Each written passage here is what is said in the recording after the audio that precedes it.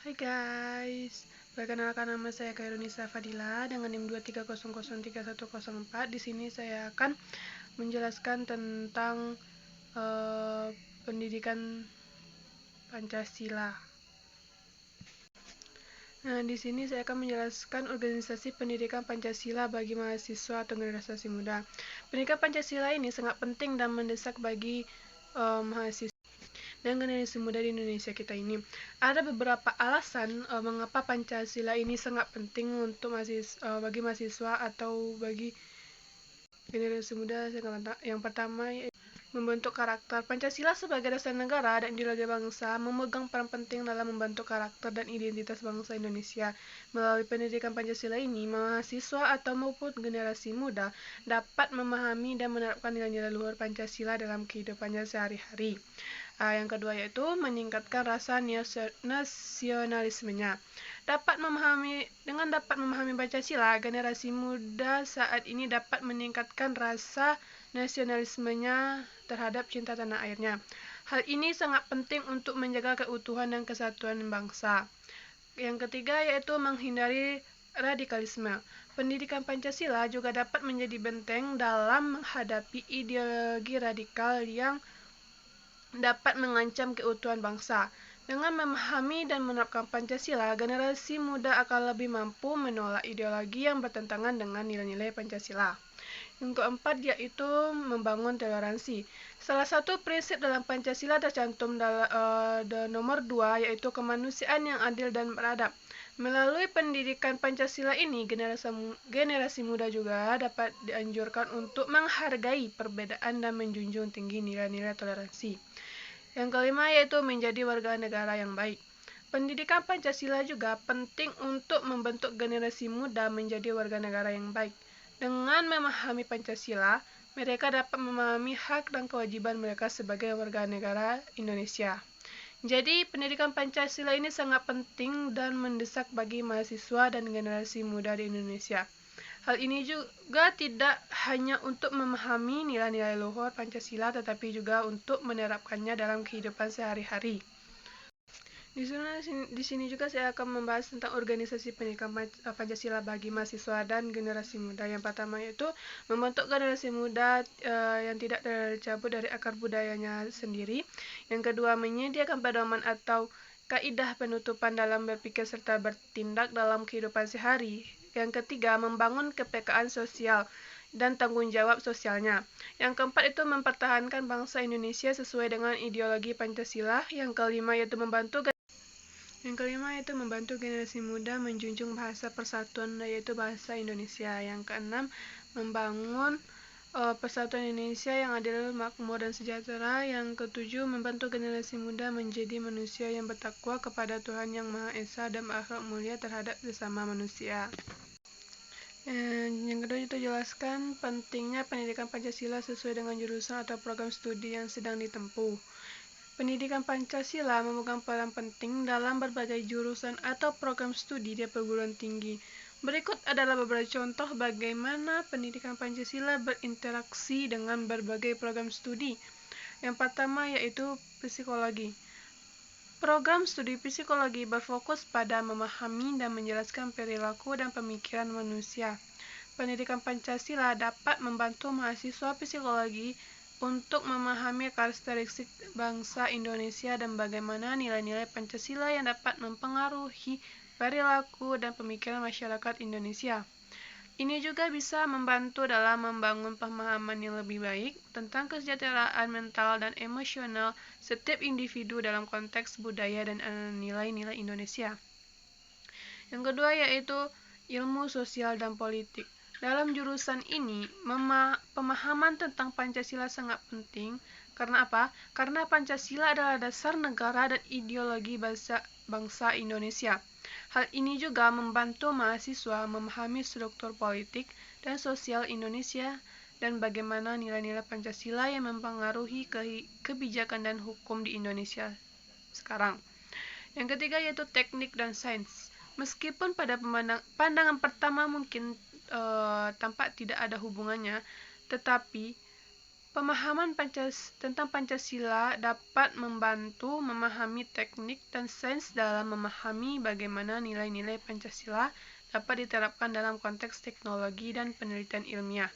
Misalnya seperti prinsip kemanusiaan yang adil dan beradab dapat mendorong pengembangan teknologi yang berfokus pada manusia dan keadilan.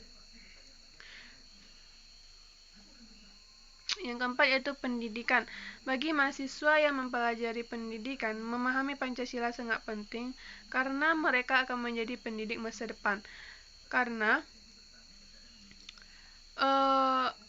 yang akan mengajarkan nilai-nilai Pancasila kepada generasi yang akan datang. Jadi pendidikan Pancasila ini sangat penting dan relevan bagi berbagai jurusan atau program studi di perguruan tinggi. Hal ini tidak hanya membantu mahasiswa memahami nilai-nilai Pancasila saja, tetapi juga untuk menerapkan dalam konteks spesifik bidang studi mereka. Selanjutnya, bagaimana relasi antara pendidikan Pancasila dan program studi pendidikan Ananda? Di sini saya jurusan pendidikan saya itu pendidikan khusus. Sebagaimana pendidikan Pancasila memiliki relasi yang erat dengan program studi pendidikan khusus. Berikut adalah beberapa poin yang menjelaskan relasi tersebut. Yang pertama yaitu nilai-nilai humanistik. Program studi pendidikan khusus ini bertujuan untuk mempersiapkan pendidikan yang mampu mengidentifikasi, merencanakan, melaksanakan, dan mengevaluasi pembelajaran untuk anak-anak dengan kebutuhan khusus. Hal ini sejalan dengan nilai-nilai humanistik yang terkandung dalam Pancasila, khususnya sila kemanusiaan yang adil dan beradab. Pendidikan Pancasila juga dapat membantu calon pendidik dalam menerapkan pendekatan yang berpusat pada manusia dan menghargai hak asasi manusia dalam pendidikan khusus. Yang kedua yaitu membentuk warga negara yang baik. Pendidikan Pancasila juga bertujuan untuk membentuk warga negara yang baik, yang mencintai tanah air, memiliki jiwa patriotisme dan rasa kekeluargaan yang diwujudkan dalam sikap disiplin, jujur, dan toleransi. Hal ini juga menjadi tujuan program studi pendidikan khusus, yaitu membentuk individu yang berkebutuhan khusus menjadi warga negara yang baik dan berkontribusi dalam masyarakat. Yang ketiga yaitu menghargai keberagaman. Pendidikan khusus seringkali melibatkan individu yang memiliki kebutuhan dan latar belakang yang beragam. Pendidikan Pancasila dengan prinsip persatuan Indonesia dapat membantu calon pendidik untuk menghargai dan merangkul keberagaman ini dalam praktek pendidikan mereka. Jadi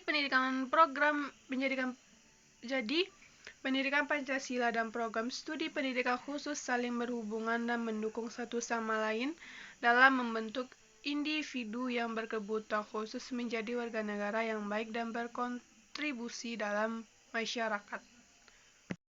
Selanjutnya, bagaimana relasi antara tujuan negara mencerdaskan kehidupan bangsa dan tujuan pendidikan Pancasila dan tujuan program studi Ananda. Di sini jelas program studi saya itu program studi pendidikan khusus. Relasi antara tujuan negara mencerdaskan kehidupan bangsa dan tujuan pendidikan Pancasila adalah yang menentukan, karena setiap tujuan memiliki tujuan yang berhubungan satu sama lain. Tujuan negara mencerdaskan kehidupan bangsa membutuhkan tenaga keahlian dan tenaga ahli yang dapat mengembangkan kemahiran dan keterampilan yang tinggi, yang dapat diperoleh melalui pendidikan khusus. Tujuan pendidikan Pancasila juga dapat meningkatkan kualitas hidup bangsa, memerlukan tenaga keahlian dan tenaga ahli yang dapat mengembangkan kemahiran dan keterampilan yang tinggi yang dapat diperoleh melalui pendidikan khusus juga.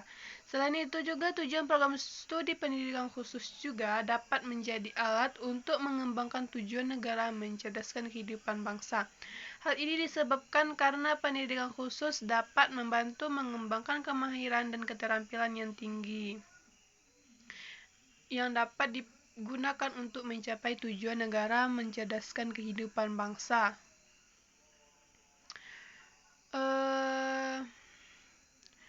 Di sini juga dijelaskan, ada beberapa penjelasannya juga.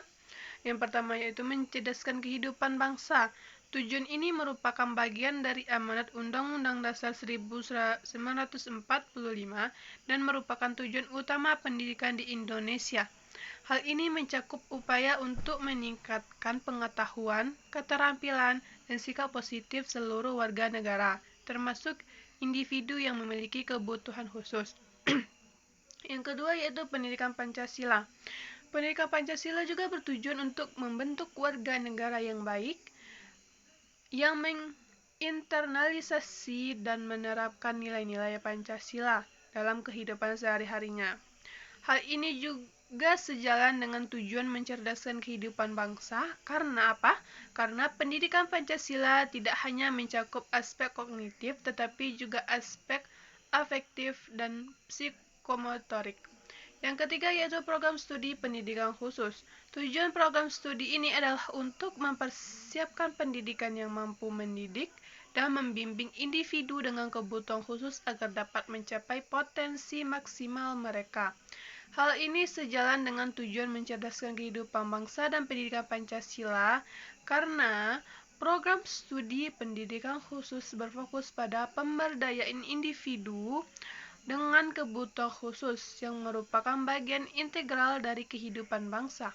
Jadi ketiga tujuan ini saling berhubungan dan mendukung satu sama lain dalam mencerdaskan kehidupan bangsa, menginternalisasi nilai-nilai Pancasila, dan memberdayakan individu dengan kebutuhan khusus. Semua ini merupakan bagian dari upaya untuk membentuk kewarganegaraan yang cerdas, berakhlak mulia, dan berkontribusi dalam masyarakat. Temukan sosok-sosok yang layak disebut sebagai tokoh penjabat atau penggiat anti korupsi, tokoh pencinta lingkungan, tokoh pejuang integrasi bangsa dalam era globalisasi, tokoh penggiat moral atau karakter bangsa, tokoh penggiat anti narkoba, tokoh penegak hukum yang adil, tokoh anti terorisme. Berikut adalah beberapa sosok yang dapat disebut sebagai tokoh. Yang pertama yaitu tokoh pecinta lingkungan. Yang pertama yaitu Dr. Jane Goodall, dokter primatologi yang terkenal dengan karya-karyanya dalam pemahaman dan konservasi binatang hutan. Yang kedua yaitu David Attenborough, naturalisme produksi dan penulis yang terkenal dengan seri dokumenter Planet Earth dan Blue Planet. Yang selanjutnya itu tokoh pejuang integrasi bangsa dalam era globalisasi. Ya, ada dua tokohnya. Yang pertama Mahatma Gandhi, leader politik yang terkenal dengan kampanyenya non-violensi yang membantu India mencapai kemerdekaan dari kolonialisme Britania. Yang kedua yaitu Nelson Mandela, leader politik yang terkenal dengan kampanyenya anti-apartheid yang membantu Afrika Selatan mencapai kemerdekaan dan sistem apartheid. Yang ketiga yaitu tokoh penggiat moral atau karakter bangsa. Juga ada dua tokohnya. Yang pertama yaitu Confucius, filosof yang terkenal dengan pendidikan moral yang berdasarkan pada tinggi kebanggaan dan tinggi kejujuran. Yang kedua yaitu Martin Luther King Jr., leader politik yang terkenal dengan kampanyenya untuk hak asasi manusia dan kemerdekaan ras. Yang selanjutnya itu tokoh penggiat anti narkoba. Yang pertama itu Raoul Wallenberg, diplomat yang terkenal dengan peran dalam menyelamatkan ribuan orang Jerman yang diberikan hak asasi manusia di Budapest, Hungary pada tahun 1944. Yang selanjutnya Seretse Khama, leader politik yang terkenal dengan pengembangan negara Botswana menjadi negara yang stabil dan demokratik. Selanjutnya itu tokoh penegak hukum yang adil. Yang pertama Nelson Mandela, sebagai leader politik, Mandela juga terkenal dengan peran dalam mengembangkan sistem hukum yang adil di Afrika Selatan. Yang kedua yaitu Ruth Bader Ginsburg, hakim yang terkenal dengan peran dalam mengembangkan sistem hukum yang adil di Amerika Serikat. Selanjutnya yaitu tokoh anti terorisme. Yang pertama yaitu Laila Alauddin, penulis yang terkenal dengan karya-karyanya tentang pemikiran dan strategi untuk mengatasi terorisme. Yang kedua yaitu Bruce Hoffman, pengkaji yang terkenal dengan karya-karyanya tentang pengertian dan strategi untuk mengatasi terorisme.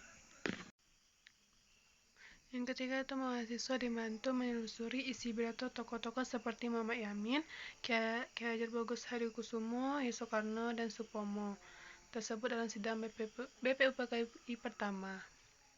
Muhammad Yamin, Ki Hajar Bagus Hadikusumo, Soekarno, dan Supomo dalam sidang BPUPKI pertama mengulas beberapa pokok materi yang disampaikan oleh keempat tokoh tersebut. Yang pertama yaitu Muhammad Yamin yang menyampaikan pokok materinya. Yang pertama yaitu pendidikan dan pengembangan sosial. Yang kedua itu peran pendidikan dalam mengembangkan sosial. Yang ketiga pendidikan yang sesuai dengan kebutuhan umum. Yang keempat pendidikan yang mengembangkan karakter. Yang kelima pendidikan yang mengembangkan sosial. Yang kedua yaitu Ki Bagus Hadikusumo yang menerangkan pokoknya. Yang pertama yaitu pendidikan yang sesuai dengan kebutuhan umum. Yang kedua pendidikan yang mengembangkan karakter. Yang ketiga yaitu pendidikan yang mengembangkan sosial. Yang keempat yaitu pendidikan yang mengembangkan keterampilan. Selanjutnya yaitu dari Soekarno. Yang pertama pendidikan yang sesuai dengan kebutuhan umum. Yang kedua yaitu pendidikan yang mengembangkan karakter. Yang ketiga yaitu pendidikan yang mengembangkan dalam sosial. Yang keempat yaitu pendidikan yang mengembangkan dalam keterampilan. Selanjutnya pengembangan dalam ketertarikan. Yang keempat yaitu Dr. Supomo. Supomo juga ada beberapa. Yang pertama yaitu pendidikan yang sesuai dengan kebutuhan umum. Yang kedua pendidikan yang mengembangkan karakter. Yang selanjutnya pendidikan yang mengembangkan sosial juga.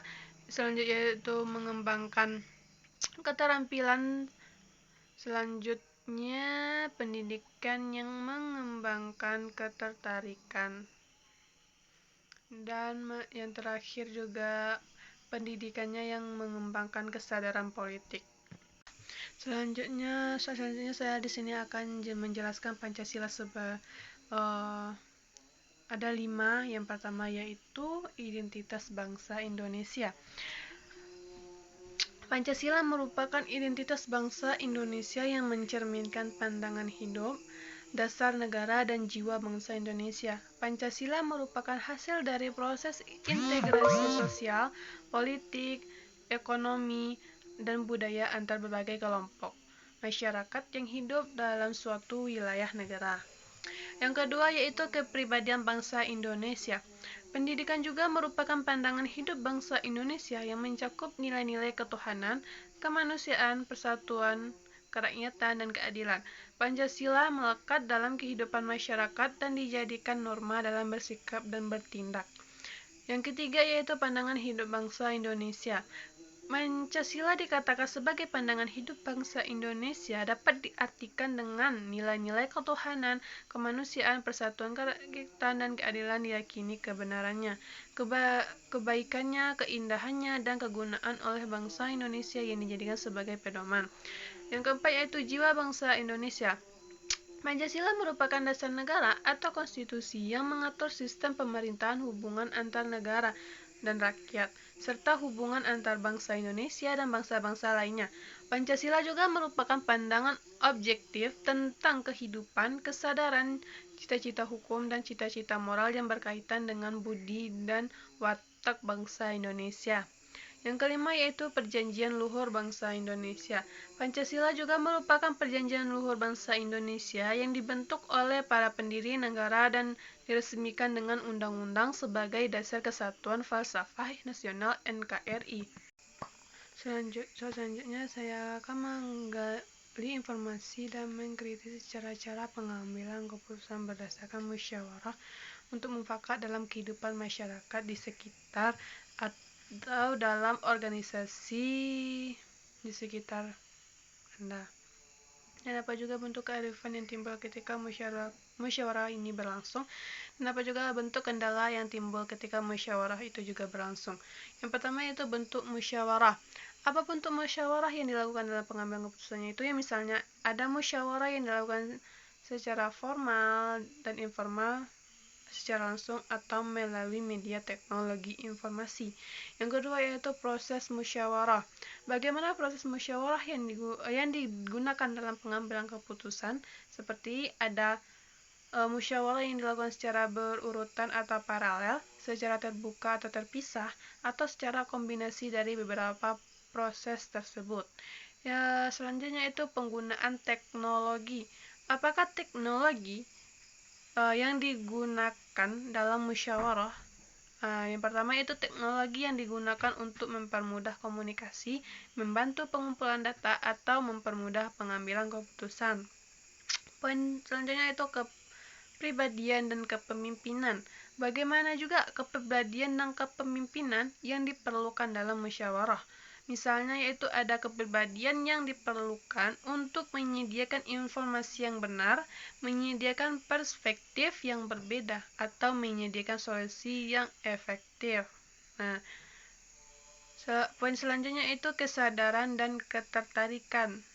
Nah, dan bagaimana juga kesadaran dan ketertarikan ini yang diperlukan dalam musyawarah, yaitu dengan kesadaran yang diperlukan untuk menemukan solusi yang sesuai, menyediakan informasi yang benar, atau menyediakan perspektif yang berbeda juga.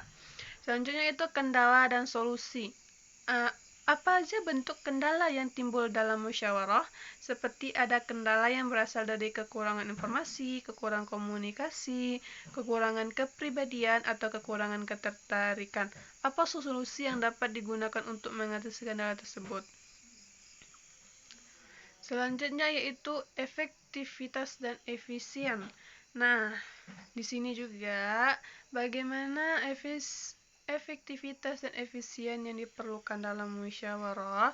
Yang pertama yaitu efektivitas yang diperlukan untuk menemukan solusi yang sesuai. Yang kedua yang menyediakan informasi yang benar atau menyediakan perspektif yang berbeda juga. Nah, selanjutnya yaitu kesesuaian dengan Pancasila.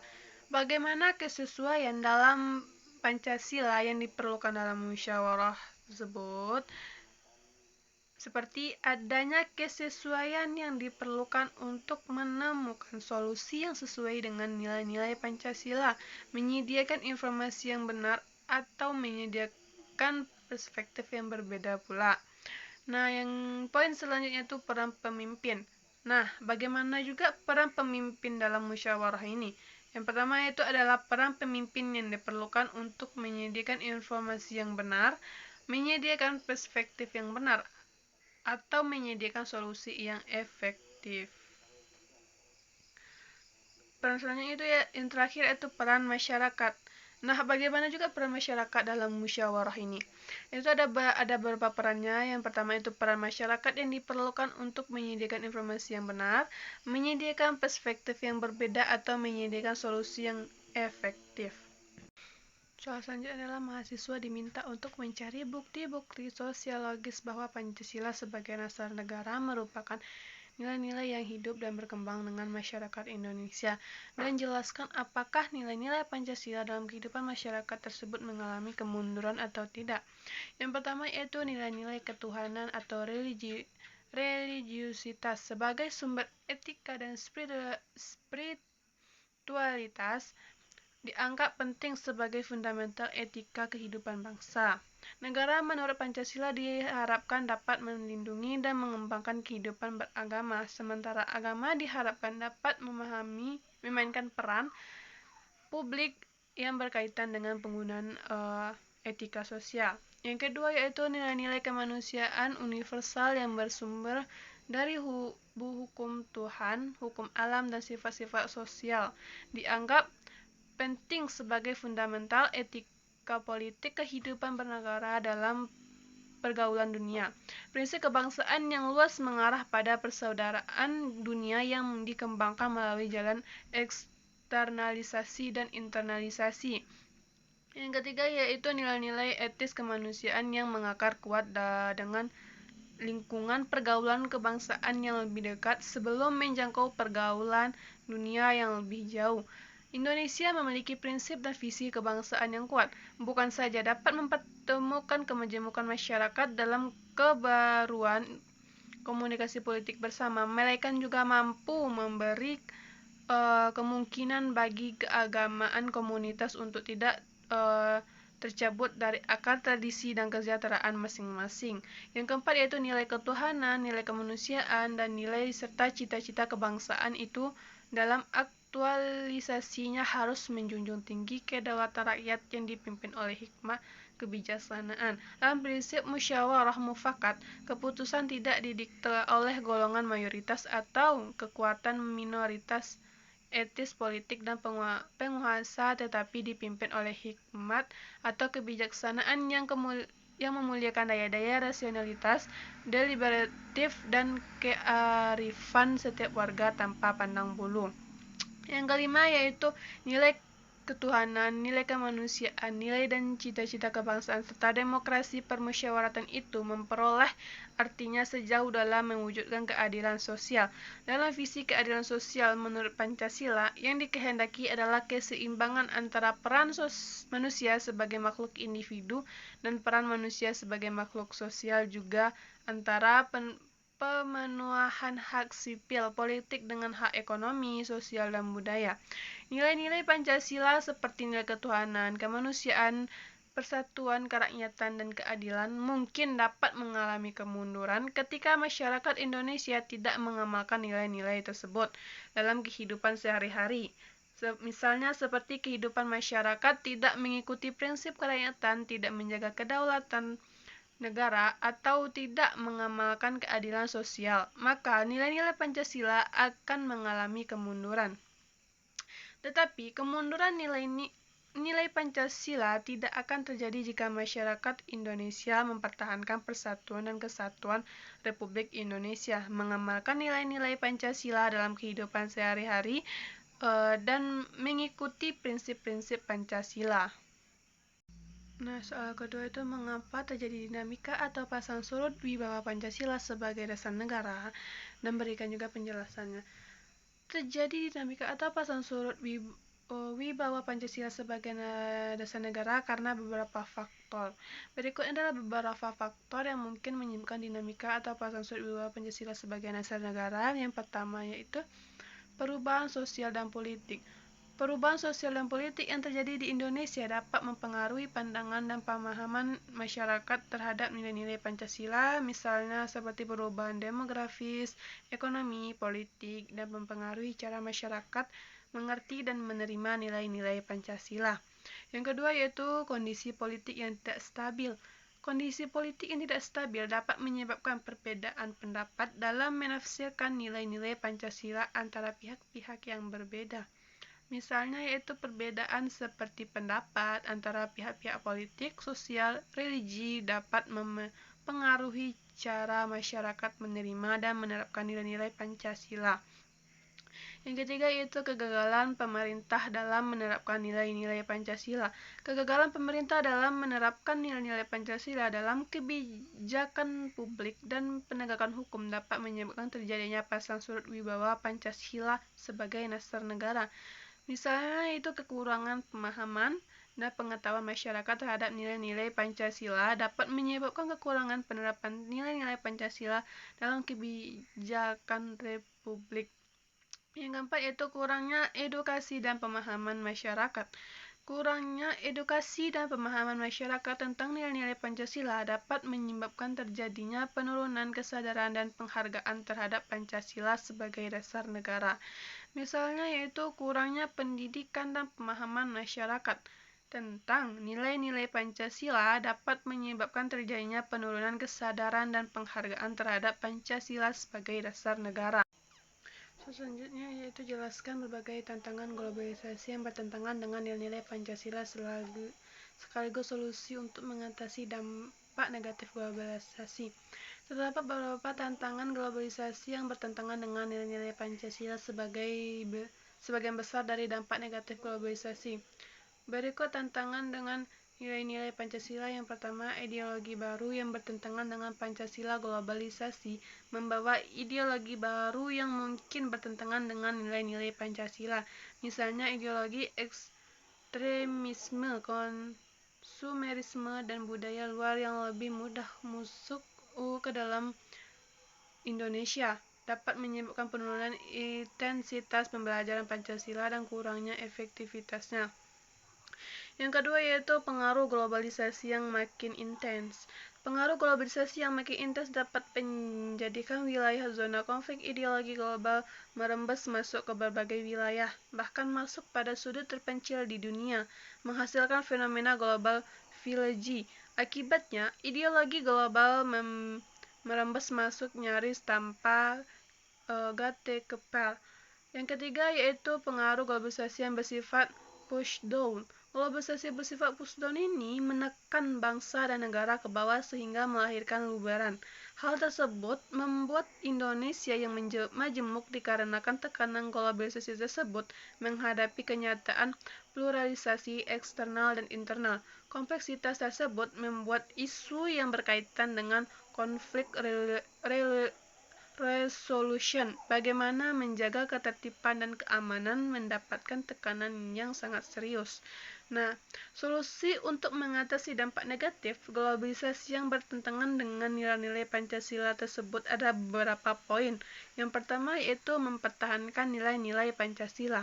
Menguatkan nilai-nilai Pancasila perlu dioptimasikan mengingat pengikisan nilai-nilai Pancasila semakin kuat. Dengan berpegangan pada Pancasila, dampak buruk dari globalisasi dapat dihindari. Poin yang kedua yaitu memanfaatkan kemajuan teknologi. Dengan memanfaatkan kemajuan teknologi ini yang menarik bagi generasi muda dan masyarakat untuk mempertahankan nilai budaya asli. Yang ketiga yaitu mempertahankan nilai budaya asli. Rakyat Indonesia perlu menyesuaikan diri dengan cepat terhadap perkembangan zaman, tetapi Pancasila diperlukan untuk mempertahankan nilai budaya asli. Yang keempat yaitu mempertahankan nilai-nilai Pancasila sebagai filter budaya baru. Pancasila menjadi fleksibel dan membawa kesempatan bagi nilai-nilai baru untuk tumbuh dalam negara dengan tetap berada di bawah kepribadian bangsa. Yang kelima yaitu mempertahankan nilai-nilai Pancasila dengan kebijakan publik. Menerapkan nilai-nilai Pancasila dalam kebijakan publik yang diambil oleh pemerintah dapat membantu menjaga nilai-nilai Pancasila. Poin terakhir itu mempertahankan nilai-nilai Pancasila sebagai acuan. Implementasi nilai-nilai Pancasila akan lebih mudah terlihat dalam praktik bernegara, misalnya saat pengambilan kebijakan-kebijakan politik.